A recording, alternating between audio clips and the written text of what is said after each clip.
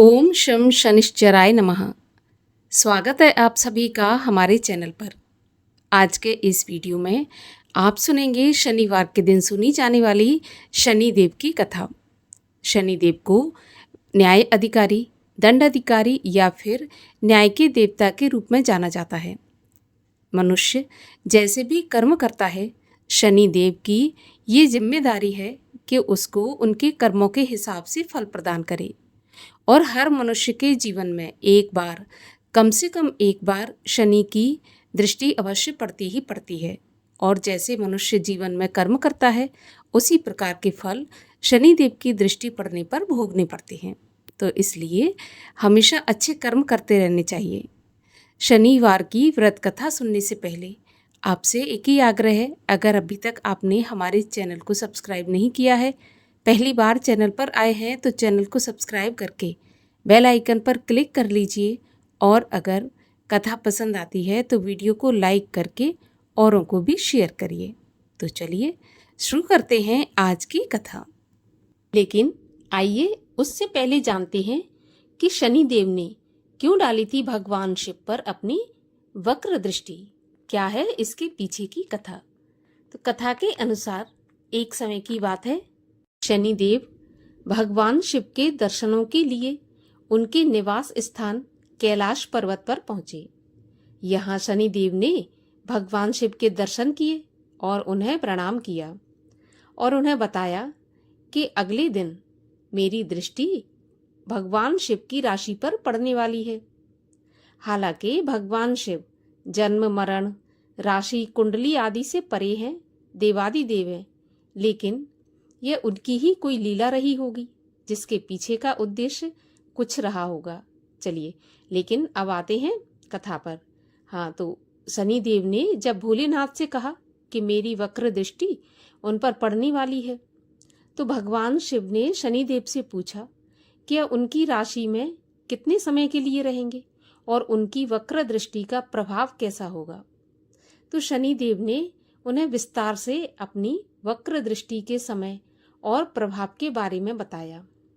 तब भगवान शिव ने शनिदेव की दृष्टि से बचने के लिए एक उपाय सोचा और अगले दिन शनिदेव के कैलाश पर पहुंचने से पहले ही भगवान शिव पृथ्वी लोक पर आ गए। पृथ्वी लोक पर शनिदेव उन्हें ढूंढते ढूंढते न आ जाएं, इसलिए भगवान भोलेनाथ ने हाथी का रूप धारण कर लिया और वक्र दृष्टि के समय तक पृथ्वी पर ही छुपे रहे और हाथी के रूप में ही छुपे रहे। वक्र दृष्टि का समय जब पूरा हो गया तो भगवान शिव कैलाश की तरफ लौटे। जैसे ही भगवान शिव कैलाश की तरफ गए तो उन्हें वहां पर शनिदेव पहले से ही बैठे मिले। भगवान शिव ने शनिदेव को देखते ही उनकी दृष्टि से बचने की बात कही और कहा कि शनिदेव, आपकी दृष्टि मुझ पर नहीं पड़ी और मैं उससे बच गया। लेकिन उन्होंने बोला कि शनिदेव, मैं तो आपकी दृष्टि से आसानी से बच गया। तब शनिदेव ने महादेव को बताया कि उनकी दृष्टि के प्रभाव से ही महादेव को देव योनि से पशु योनि में अर्थात हाथी के रूप में परिवर्तित होकर और कैलाश छोड़कर धरती पर छुपना पड़ा था। यह सुनकर भगवान शिव मुस्कुराए और शनिदेव को आशीर्वाद देने लगे। तो भगवान की इस लीला को रचने के पीछे का उद्देश्य यही था कि शनिदेव की दृष्टि से कोई नहीं बच सकता, भगवान भी नहीं। और दूसरा यह कि अपने कर्म से या अपने दायित्व से कभी भी पीछे नहीं हटना चाहिए। इस कारण से शनिदेव ने भगवान शिव पर दृष्टि डाली और भोलेनाथ को कुछ समय के लिए पशु योनि में जाना पड़ा। इसका अर्थ है कि शनिदेव की दृष्टि से कोई नहीं बच सकता, चाहे वो देवादिदेव महादेव ही क्यों ना हो। और अब सुनते हैं शनिवार व्रत की कथा। एक समय की बात है, सूर्य, चंद्रमा, मंगल, बुध, बृहस्पति, शुक्र, शनि, राहु और केतु, इन ग्रहों में आपस में झगड़ा हो गया कि हम सब में से सबसे बड़ा कौन है। सब अपने आप को बड़ा कहते थे। जब आपस में कोई निश्चय नहीं हो सका तो सबके सब आपस में झगड़ते हुए इंद्र के पास पहुंचे और कहने लगे कि आप तो सब देवताओं के राजा हो, इसलिए आप हमारा न्याय करके हमें बताइए कि हम 9 ग्रहों में से सबसे बड़ा कौन है। राजा इंद्र इनका प्रश्न सुनकर घबरा गए और कहने लगे कि मुझ में इतना सामर्थ्य नहीं है कि मैं किसी को बड़ा या छोटा बताऊं। मैं अपने मुख से कुछ नहीं कह सकता हूँ। हाँ, एक उपाय बता सकता हूँ। इस समय पृथ्वी पर राजा विक्रमादित्य दूसरों के दुखों का निवारण करते हैं, इसलिए तुम सब मिलकर उन्हीं के पास जाओ, वही तुम्हारे समस्या का निवारण करेंगे। ऐसे वचन सुनकर सभी ग्रह देवता चलकर भूलोक में राजा विक्रमादित्य की सभा में जाकर उपस्थित हुए और अपना प्रश्न राजा के सामने रखा।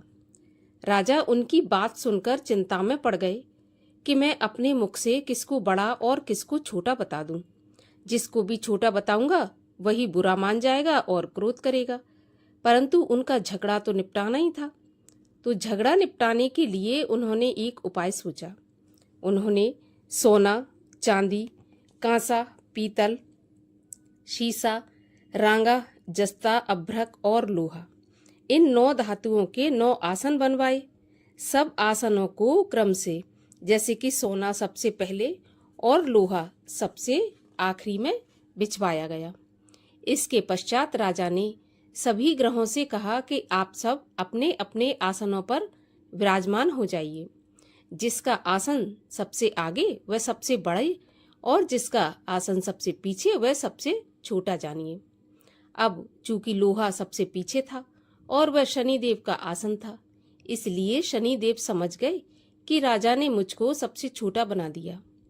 इस पर शनिदेव को बड़ा क्रोध आया और कहा कि राजा, तू मेरे पराक्रम को नहीं जानता। सूर्य एक राशि पर 1 महीना, चंद्रमा 2.25 महीना 2 दिन, मंगल 1.5 महीना, बृहस्पति 13 महीने, बुध और शुक्र 1 महीने, परंतु मैं एक राशि पर 2.5 अथवा 7.5 साल तक रहता हूँ। बड़े बड़े देवताओं को भी मैंने भीषण दुख दिया है। हे राजन सुनो, जब राम जी को 7.5 आई और वनवास हो गया, और जब रावण पर आई तो राम और लक्ष्मण ने सेना लेकर लंका पर चढ़ाई कर दी और रावण के कुल का नाश कर दिया। हे राजा, अब तुम सावधान रहना।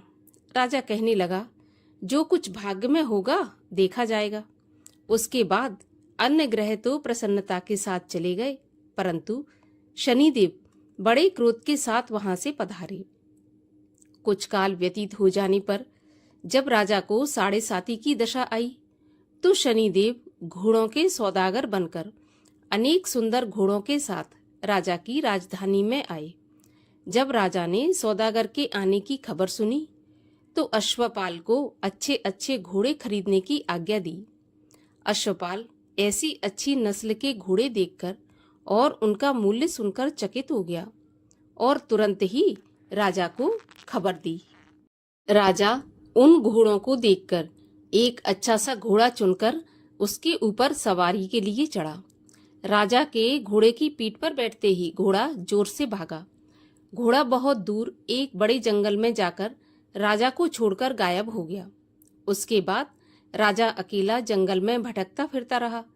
बहुत देर के बाद राजा ने भूख और प्यास से दुखी होकर भटकते भटकते एक ग्वाले को देखा।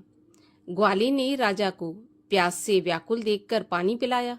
राजा की उंगली में एक अंगूठी थी, सो राजा ने उसे निकालकर प्रसन्नता के साथ ग्वाले को दे दी और शहर की ओर चल दिया।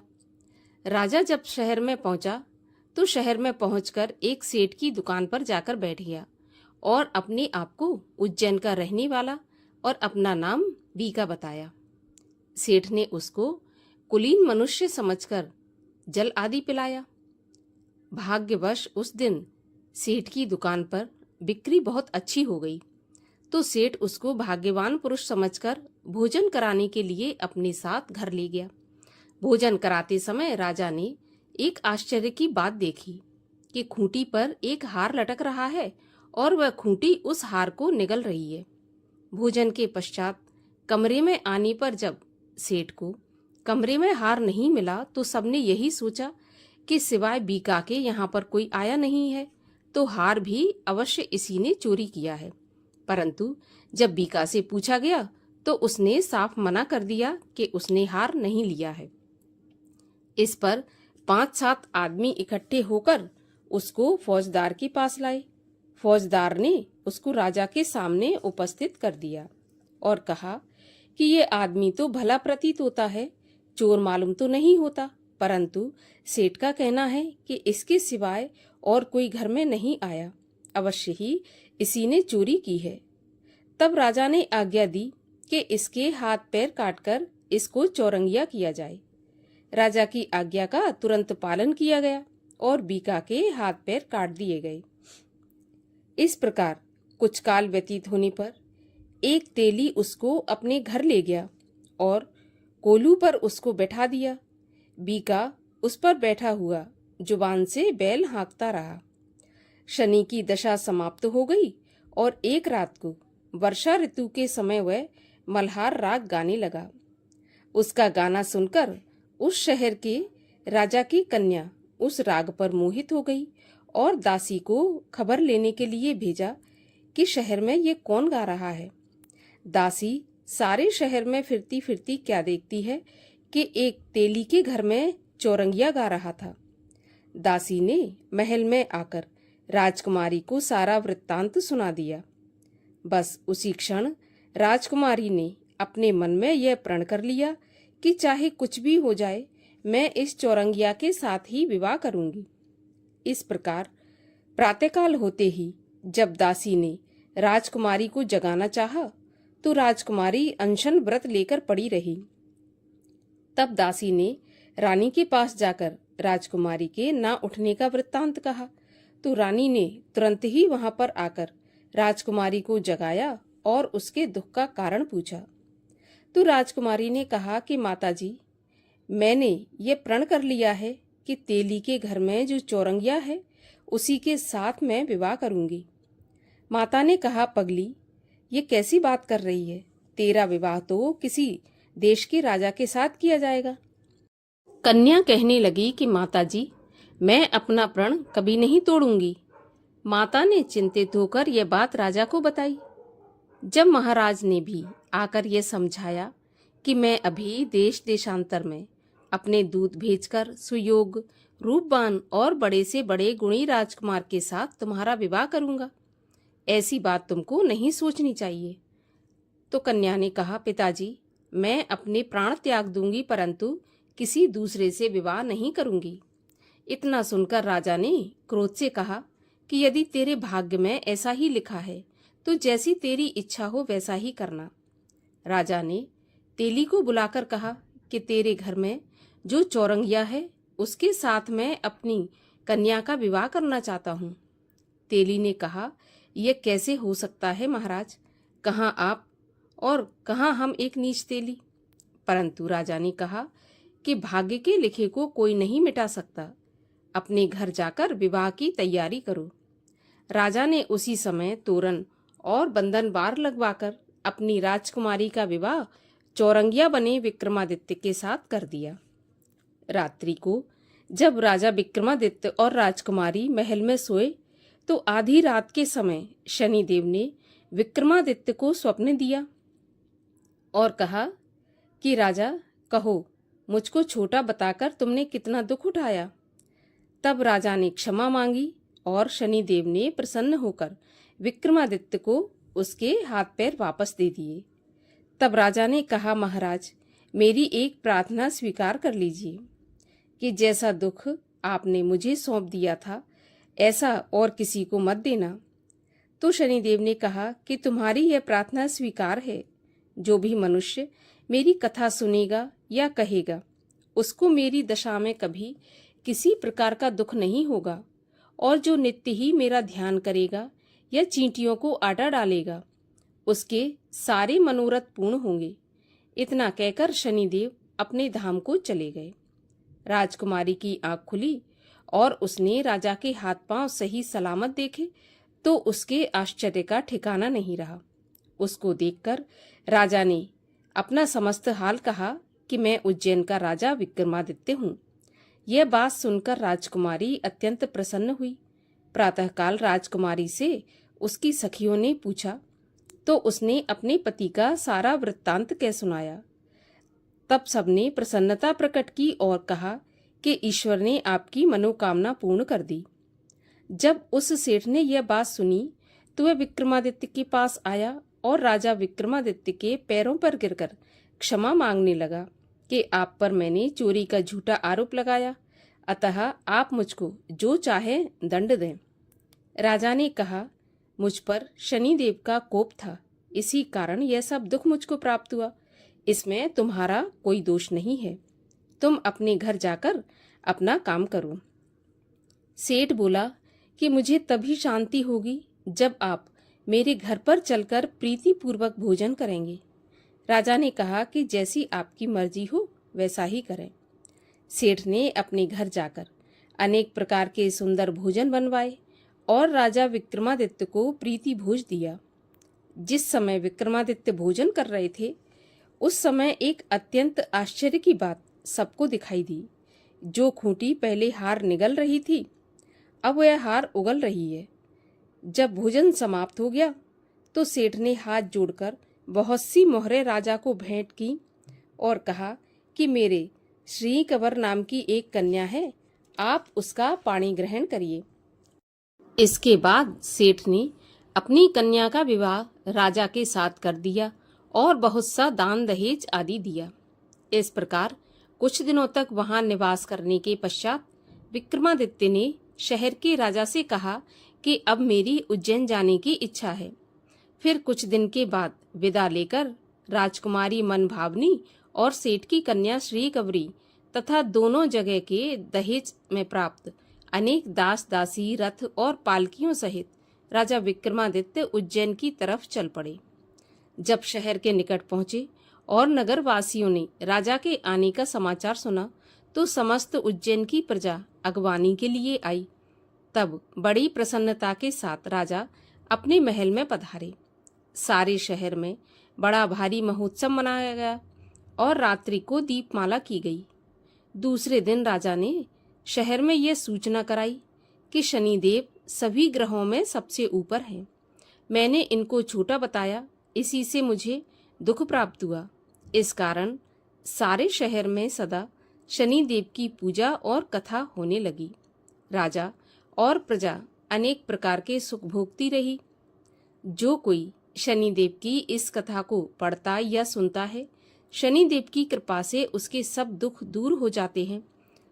इसीलिए प्रत्येक शनिवार को शनिदेव की कथा पढ़ना चाहिए या सुनना चाहिए। इससे सभी दुख दूर होकर मनोकामना पूर्ति होती है। बोलिए शनि महाराज की जय।